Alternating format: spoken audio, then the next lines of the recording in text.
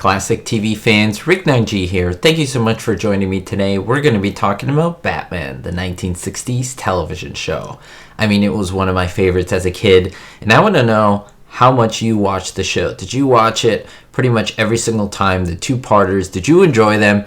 And which was your favorite villain? I'd love to read it down in the comments below. But today, specifically, we're going to be talking about the Joker as the villain.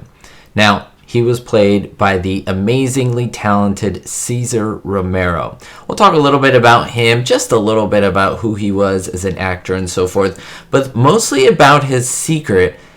You may have noticed, if you started watching these in HD or started looking them closely, how he has his white makeup on and his mustache is still visible. Why was that there? What was going on there? And did you even notice it as a kid? Because without HD quality, it was kind of hard to see, but now it is very apparent. So we'll get right into it. Don't forget that the only way to support me on the channel is by being a subscriber, which is absolutely free, and hitting the like button on this video to let me know that you enjoyed and you want to see more of Batman and more classic TV. Now, Cesar Romero was perfectly cast as the Joker in this 1960s television show. Now, he had done and appeared in hundreds of television shows and movies, but none of them really made him as popular as appearing on Batman. Now, this ranged from 1965 to 1968 and even had its own film. Now, his role as the Joker was a really powerful role that made his career really hit its peak, and it kept him around for decades up until about his death in the 1990s. Now, he was a baddie in many Western films and so forth, and he had that ladies' man persona. Remember this because this had a lot to do with his mustache and who he was as a person and his character, Cesar Romero.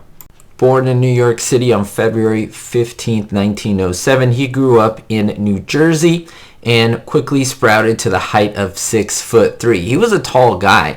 Now, in 1933, his first film role, The Shadow Laughs, he appeared in the film, as well as other things like Cisco Kid, and he joined the Coast Guard in 1942, so he was also a veteran. Now, what you may not have known, this is completely mind-blowing, is that he was not the original choice for the Joker. You know who was? Yep, old Blue Eyes himself. Yeah, really, Frank Sinatra was going to be the Joker. Could you believe that? I mean, according to Cesar Romero, who says, everybody wanted to be a villain in Batman. It was, quote, the thing to do.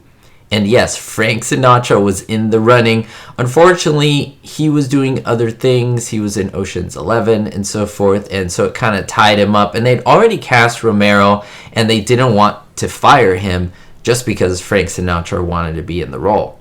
Now, this, surprisingly, made Frank Sinatra really upset. The fact that he lost the role of the Joker, it made him so upset that he would not accept any other role as any other villain in the Batman television series, which is really surprising. He just wanted to be the Joker. So now that Cesar Romero was cast, they were trying on makeup, wardrobe, really making him into the character of the Joker. Now, he was really tall. Many people regarded him as very handsome, a ladies' man in his day.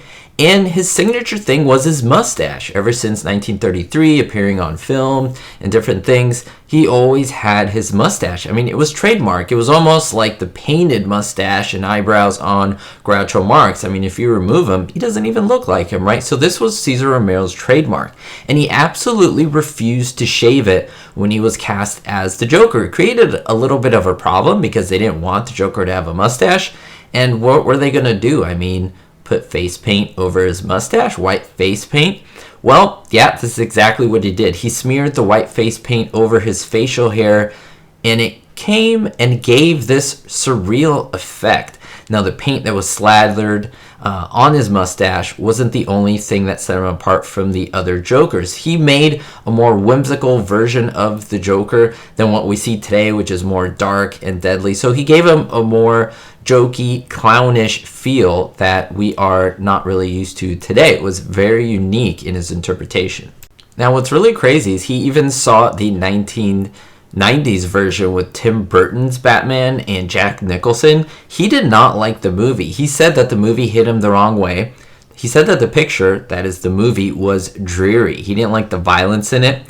And he said it's a very serious, heavy crime drama. It's not the Batman concept at all. And Nicholson, who's such a wonderful actor and who has done such good work, is just so violent. What we did was fun. That is, in the 60s when he played the Joker, it wasn't played that way. It was a spoof. It was fun. It was a comic strip, after all. So when was it that you actually noticed the mustache being smeared with white paint over it?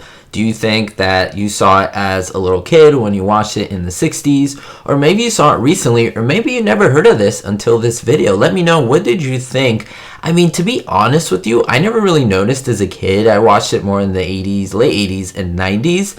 And later on I found out, but I mean, if you look at it, it kind of works to me. It's almost like a twist and sick thing, like something that a weirdo would do, right? Like, who in their right mind would have facial paint, right? Or just paint on their face and then leave their mustache on? I mean, someone like the Joker, like, I think it works. It kind of works for the character. I mean, even the Riddler wasn't supposed to have a mustache, and John Astin refused to shave his for that one bit part. But that's for another video. Thank you so much for the support as always. We'll see you next time, and most importantly, be hopeful. Thank you so much to my supporters, especially my Diamond tier patrons: Vito L, Sally N, Ricky, Kevin K, Gerard D, David D, and Citizen Kane 359. If you want your name to be heard or put on this list, make sure to check out the Patreon link in the description. Thank you so much.